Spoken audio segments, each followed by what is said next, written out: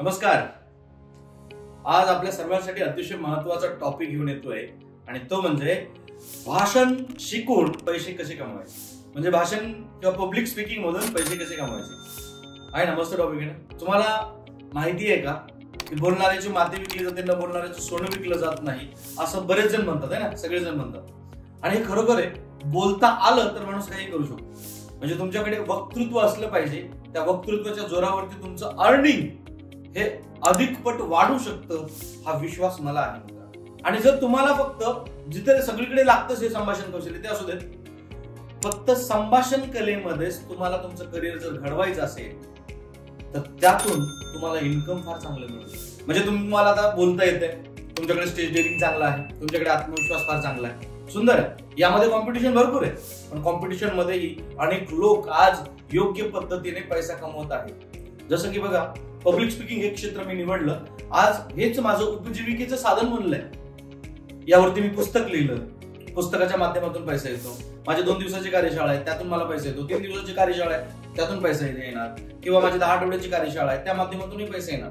म्हणजे वेगवेगळ्या माध्यमातून मी पब्लिक स्पीकिंगच्या माध्यमातून मी पैसे कमवतो आहे. जर तुम्हाला हे समजा पब्लिक स्पीकिंग मधून जर पैसा कमवायचा असेल तर फक्त एवढीच माध्यमं आहेत का?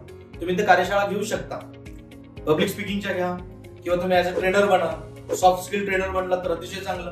आणि तुम्हाला बनायचं असेल तर मी आहे, मी तयार करून द्यायला तयार आहे तुम्हाला. म्हणजे वक्ता असेल, उत्कृष्ट ट्रेनर बनायचं असेल, तुम्ही फक्त आम्हाला संपर्क करा. आम्ही तुमच्यासाठी त्या गोष्टी करून देऊ शकतो. त्यासाठी फी तर भरावीच लागेल, त्याशिवाय तयार कसं करणार. बरं, ते असो. पण या वक्त्याला म्हणजे बघा, तुम्हाला सांगतो की उदाहरणं मी तुम्हाला फार चांगली देईन की ज्यांनी वक्तृत्वाच्या जोरावरती एक आपली वेगळी छाप बनवली आणि त्यातून ते जेवढे म्हणावं त्यापेक्षा अधिक पटीने श्रीमंत झाले. जसं की आता अलीकडे तुम्ही राष्ट्रवादी काँग्रेसचे एक प्रवक्ता आहेत अमोल मिटकरी. ते पूर्वी फक्त भाषण द्यायचे, व्याख्यानं द्यायचे. त्या व्याख्यानाच्या माध्यमातून त्यांचं उपजीविका चालायची, म्हणजे उपजीविकेचं साधन होतं. नितीन मानुकडे पाटील व्याख्याता, बोलता आलं. 1 तासाच्या व्याख्यानासाठी ते 40-50 हजार रुपये म्हणजे चार्ज करतात. अशा प्रकारे म्हणजे शिवजयंती असेल किंवा कधी वर्षातून समजा शिवजयंतीचा 1 महिनाभराचा कालावधी आहे, तर त्या कालावधीमध्ये वर्षभरात जेवढं काम नाही आपल्याला मिळणार तेवढं काम त्यांना त्या माध्यमातून मिळतं.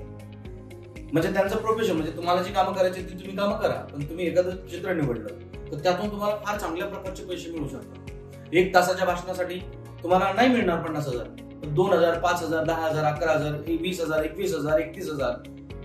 आज जर मला कुठेही जर बोलवलं आणि 2 तास बोलायचं असेल, 1 तास बोलायचं असेल तर मी 31 ते 51,000 रुपये चार्ज करतो. त्याशिवाय जात नाही. आणि फ्री मध्ये दिलेल्या गोष्टीची किंमत कळत नाही. आज जर समजा माझ्याकडे वक्ता बनायचं असेल तर मी अगदी 2,000 रुपयांपासून ते अगदी 2 लाख रुपयांपर्यंतची फी चार्ज करतो. इव्हन जर पर्सनल कोचिंग असेल तर त्यासाठी ही वेगळी फी असते. म्हणजे माझं कौशल्य आणि इथे तुम्हाला काय द्यायचं आहे. इव्हन फक्त तुम्हाला मार्गदर्शन करायचे, तुम्हाला त्यामधून त्या गोष्टी काढून घ्यायच्या आहेत.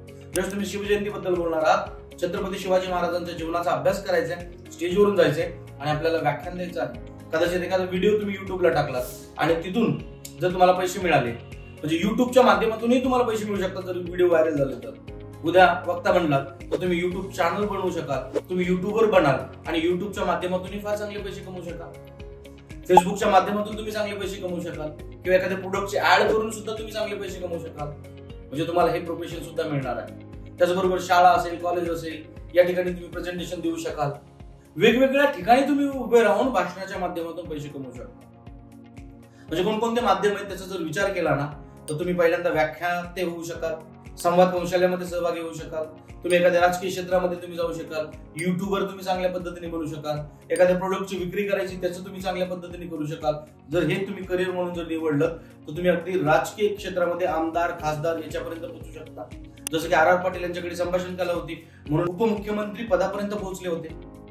बोलता आलं पाहिजे आणि बोलण्याचं कौशल्य जे आहे ना ते आलं पाहिजे. वक्ता जसं सहश्रेष्ठ म्हटलं जातं तर ते म्हणतात 100त एखादा वक्ता बनलं पाहिजे अशी तयारी झाली पाहिजे. बोलता आलं पाहिजे मित्रांनो. आपल्या हक्कासाठी आपल्याला झगडता आलं पाहिजे.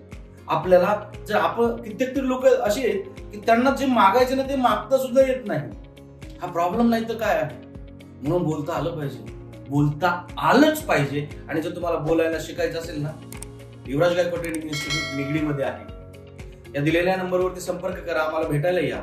आम्ही याबद्दल सविस्तर मार्गदर्शन करू की तुम्ही कशा माध्यमातून, कोणत्या माध्यमातून वक्ता बनून पैसे कमवू शकता. शेवटी कमवायचे तुम्हाला आहे, मार्ग दाखवायचं काम माझं आहे, मी ते दाखवायला तयार आहे. फक्त जर तुम्ही तयार असाल तर मी तयार आहे. जरूर भेटूयात आपण पुढच्या व्हिडिओमध्ये. तर आपण भेटणारच आहोत. ज्यांना बनायचंय वक्ता किंवा ज्यांना या क्षेत्रातून पैसा कमवायचा आहे त्यांनी प्रत्यक्षात भेटलं तरी चालेल. Thank you so much. थँक्यू.